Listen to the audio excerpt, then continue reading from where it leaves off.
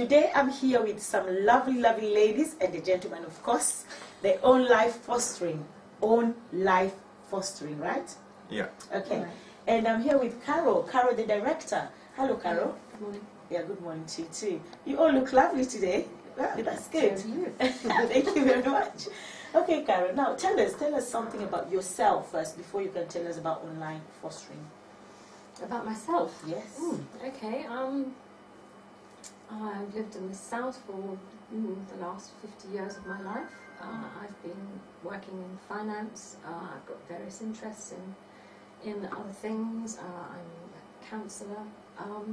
But we've had a family business in care for a number of years, and OwnLife Fostering is part of that. Okay, wow, good. And you also have some people that you work with, they work in the office with you? Okay. Certainly, this is Vicky. Vicky's our office manager. Okay. So she's in charge of keeping all of the records are a major part of what we do, so keeping all of the records up to date and keeping everybody in order. Okay. Keep them all organised. Okay, thank you, Vicky. And she does. and this is Maureen. Maureen's a registered manager, so Maureen's the professional here. Maureen's got a history in fostering and social work, but she can speak for herself. Yes, I won't tell you how many years in social work, but it's quite a few. Okay. And I've been here for a year now. Okay. Yeah. Almost. Yes. Okay. And then we have Nat, and Nat's doing marketing for us at the present time, because we need the world to know about us and foster people who may wish to be foster carers to get to find us. Okay. All right. Thank you very much, everybody, and welcome aboard. Thank you very much. Okay, now I just want us to talk about OwnLife Fostering. Okay, I want you to tell us what is that all about. I think one of the things that I'd like to talk about first of all is our name, OwnLife, and it's a name that was developed in the mid-90s because we've worked in the care sector for ages, and young people can come into care for loads and loads of reasons, but the reasons that don't come into care, it's not their own fault. Children don't come into care because they're bad. They come into care because something's happened whereby their parents have not been able to bring them up. So they're disadvantaged. And OwnLife means that we say that when you come into care and you come with us, that we're giving you every opportunity to own your own life, that your life hasn't been taken away from you by being in care. And fostering means that you become a part of a family, so you're in the care system, which means the local authority looking after you. They've asked us to take care of that looking after for them, and we find a foster family to match the needs of the young person, and then they move into that home as part of the family. So they're brought up as near as we can as a member of a living, working family. Okay, wow, so that's where the name originated from, OwnLife Fostering. Okay, that's very, very good. So, how many children do you have in your system? How many children do you have? That's a movable feast, Lydia. We have, at the present time, we're small, we're just really starting from the bottom. We've got 4 carers, and between them they can have up to 8 young people. But it's always a case of matching the carers to the young person in care. So basically what happens is a local authority has a need, they ask us if we could fulfil it, and we look at the ethnic background, for example, or the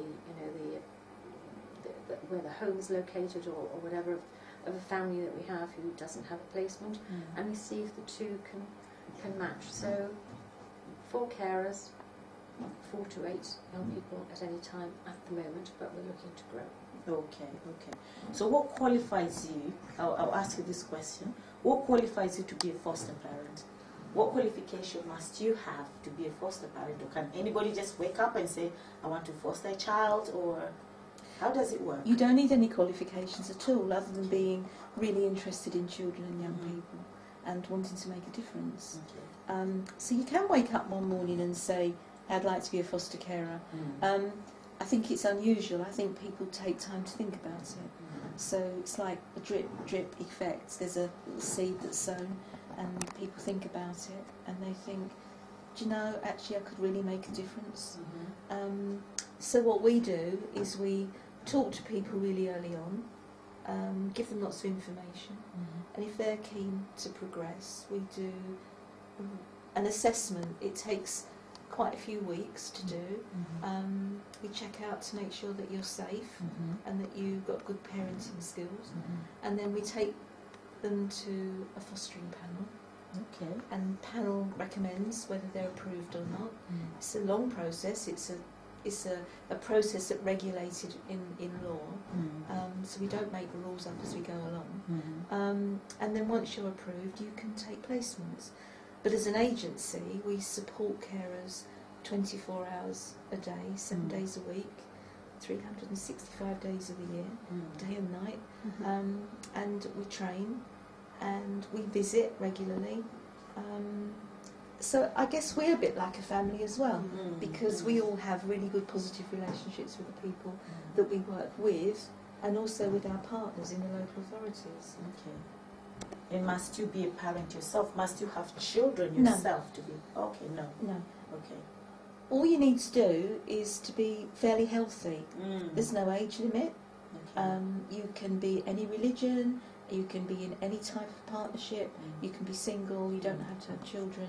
You just need a spare room, lots of space in your heart for children, and to be reasonably healthy, because to look after young children and young people, you just need lots of energy.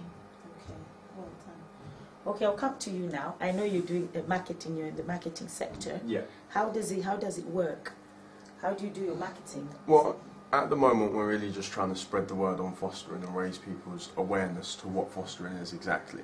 I mean, for the most part, we're concentrating on, doing events in which we have people coming up and speaking to us, and we'll base ourselves in supermarkets. We're currently, being on GreenwichTV, we're currently working on being in the Woolwich Tesco's Extra, which is a very big Tesco's, and we're hoping to be there within the next 6 to 8 weeks. So we're really just trying to raise awareness and give leaflets out and make ourselves available to anyone who is curious or interested in becoming a foster carer, and giving them that platform or avenue where they can speak to us and we can give them any additional information that they need. So at the moment on the marketing side, we're really just trying to be in places where there's high amounts of people, i.e. the supermarkets, the Tesco's, who we're focusing on mostly. I mean, we've seen a lot of people at the Welling Tesco's recently, as we do try to focus on the southeast of London, as ourselves are based in Bromley. So, we're really trying to be out there for the people. Okay.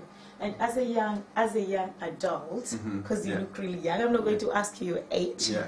As a young adult, what inspired you to do this? Because I know, what inspired you to start this working with fostering? Yeah, well, myself from the youngest age, some of my youngest memories was my mum being a foster carer. Okay. So I've always grown up in a home where, foster children were coming in, and there's, various types of placements. So there'd be occasions where people were sort of with us for a very short period of time, and then there was occasions where people were with us for, long period of time we're still in contact with now. It was really a great experience growing up, meeting different people that would come into the family.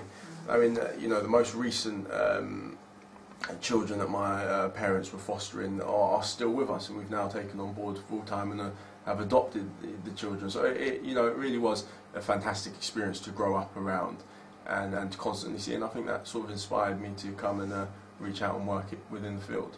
Okay, wow, Yeah. Thank you very much. Thank you very much.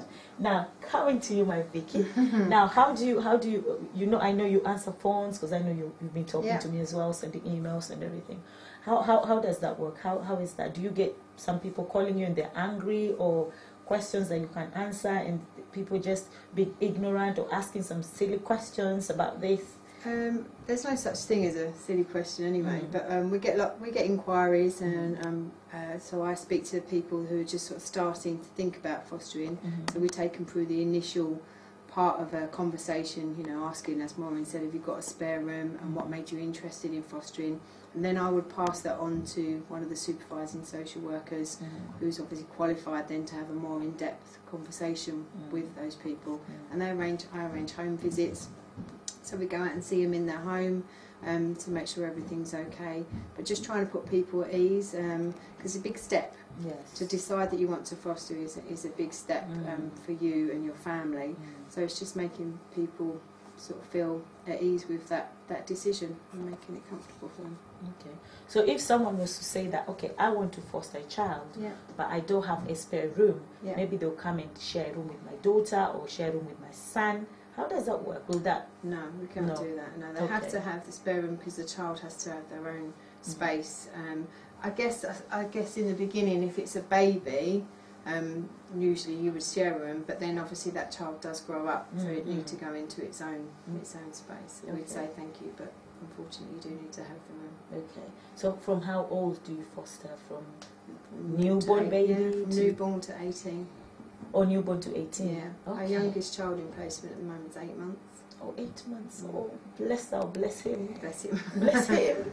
Oh, 8 months. Yeah. Okay. Wow, that's good. Wow, this is interesting. So now I'll go back to Carol really, because I get confused myself. The difference between fostering and adopting. Is there a difference between fostering and adopting, or is it the same thing? Yes, there is. And the basic difference is fostering. The foster child never really becomes yours.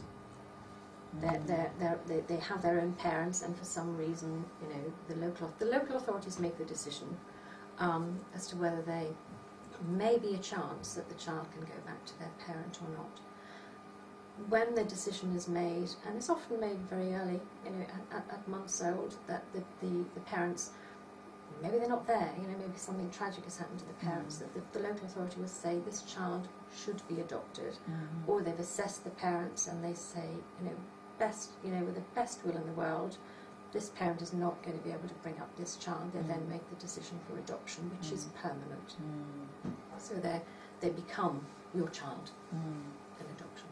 Okay, so adoption is your child, it becomes your child, but fostering, they'll come and take their child back. The parent can't just walk in and take the child back. It's Basically, a process. there's a process.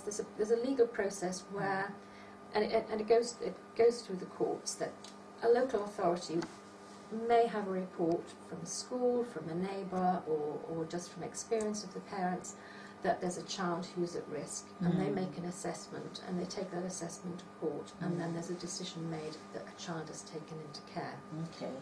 Then effectively their parent becomes the local authority, and the local authority then decides how their future is sort of mapped out, and they do hope to try to place them within a family first, which is fostering. But if they're very challenged, you know, we may have people with some mental health issues or some severe disabilities, or you know, a whole number of things whereby they decide that they've got to go into a specialist care, or residential care or whatever. So there are different sectors. Okay. And do they get, I know you say you're a counsellor as well. Okay. So do you counsel these kids before you can move them on to new parents, or do you just take them to new parents? Do you counsel? Do they get counselling first? There's a very big and serious process when a decision is made to move a young person from one place to another, on the basis that you have to think, if you just imagine you're young, you're vulnerable, you know, you're in one home and then somebody might come along and say, no, you've got to go somewhere else or somewhere else or somewhere else. It's very disruptive. So there's a very careful process, which again is essentially the local authorities' role and process, but we're involved in it with the young people who work with us, to be very sensitive about changing the home that the young person lives in. You know, they're disadvantaged. A young person in care is disadvantaged because for some reason their parents have not been able to look after them. You've got to try and not add to that disadvantage by making it worse. So our statement is that we never give up on the child. So if a local authority places the child with us, we do everything in our power to make that placement work. So if a young child or a young person is very challenging, and the foster carers are finding that very difficult, and you know, they really just need some time out, we might say, okay, we'll organise a respite period. So, you know, we'll take the child out of your family and we'll place them somewhere else within our environment, or in the larger environment of there's a family group of family companies, and then work with both sides to try and bring them back again. We never just say, we can't work with this child, you can go, because that's just not what we do. So we work very hard. If there's a situation where it really absolutely isn't going to work, we look at the rest of the organisation to see if we can offer an alternative, and the local authority will decide whether what we're suggesting is right or wrong and make a decision. But the basic point is we take a child and we don't give up. We take big responsibility for that we just think that if it was my child, but I wanted to be moved around from place to place to place. Okay. And financially, how do you support yourselves financially? Do you get sponsors? Do you get grants from the council or any private sector? How do you support yourself financially? Well, to begin with, there's a big process that we have to go through in order to be registered to be an independent fostering agency. That's what we are. So we've got to go through a whole process whereby we have to have a business up and running before we can be registered, which means we have to have premises, we have to have insurance, we have to have written all of the policies and procedures that we require, we have to have a lot of bureaucracy fulfilled. There has to be someone with my role as director, there has to be someone with Maureen's role as registered manager, and we have to have a panel available before we can even ask to be considered to be a fostering agency. So we have had to be self-financing to raise the funds to do that. You then put a proposition to Ofsted, which you have to pay them to come and assess you, and that can take about 4 or 5 months. What they did do was they approved me, they approved Maureen, and they approved the agency, which means that the policies and everything were in place. And then you can start to think about recruiting foster carers. So it's a long lead-in process and a long investment process. Finding foster carers is a big problem. You know, there are millions of people around the Greater London area, but they're not all appropriate. So we have to be careful, we have to find the right ones, and then we have to go through the assessment process because we have to be sure that we're not placing a child where they're going to be vulnerable. Exactly. They've got to be, they've got to be safe. I've got to be able to sleep at night when I've placed a child. Everybody here has got to do the same thing, that they're going to be safe. So again, that's got to be funded, salaries have got to be paid, so there's a big investment process to begin with. When you have foster carers, you can then talk to a local authority and say, we have foster carers that can meet your needs. If the local authority finds a child that matches with our needs, we then negotiate and they pay us a fee for looking after that child, and that fee has got to cover the costs of the training of the carer, the ongoing office costs and payments to the carer, and looking after the child. Okay, now I'll go back to you again.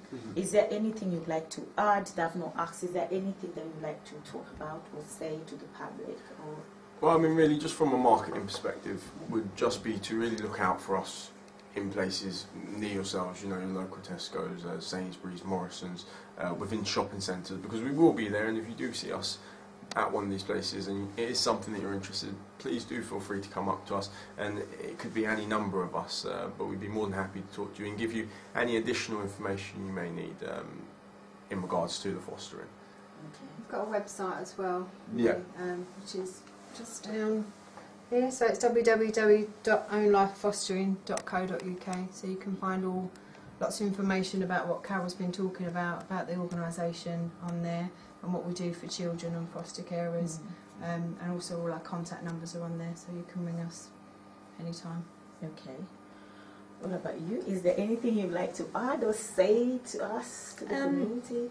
I think I would say there are lots of children out there who need families, and even if you think, I'm not sure whether I could do this or not, give us a call, because actually it'd be really good to have a discussion with you, because we're looking for a diverse range of people, because the needs of the children in Greenwich, Bromley, Lewisham are diverse, so we just need lots of you to come forward and make absolutely fantastic, brilliant foster carers. I just think, sadly, the number of children that need looking after, need fostering, far outweighs the number of carers. So I just reiterate what Maureen said, you know, we're here to talk to anybody who feels that they can make a difference. Okay, thank you. Now, before we wind up, I just want to go back to Carol, the director. If there's anything that we have spoken about, but or Maureen or Vicky, they've said, but you want to add something on top, or you want to plead with people out there about what you're doing, because for me personally, what you're doing is fantastic for children, because they're the leaders of tomorrow, really. And if we don't bring them up properly, then we're going to have a problem tomorrow. So I think what you're doing is fantastic. So if there's anything that you want to add to people out there, a cry or whatever, if you want to talk through the children, please, this is your time. Thank you. Well, I'd like to invite anybody who's got any vague interest in fostering to give us a call. We are available 24 hours a day, and there are thousands of children in care out there, and they're in care not because they've done anything wrong. It's just because for some reason their parents aren't able to look after them, and they need homes. We're a very small personal company, family company, and we feel that we can offer personal support and care to carers who come to us. We train you, we support you. You don't have to have any qualifications at all, just have a home and an open heart, as Maureen said. And we'll be there beside you, and obviously you get paid. It would be lovely to hear from you. Okay, thank you very much. Thank you very much. Thank you very much, everybody, and thank you for your hospitality. That was good. That was a nice cup of tea. And until then, I'll see you again. Thank you very much. Thank you for watching Greenwich TV. And once again, I'll say, have a very good year 2015. Thank you.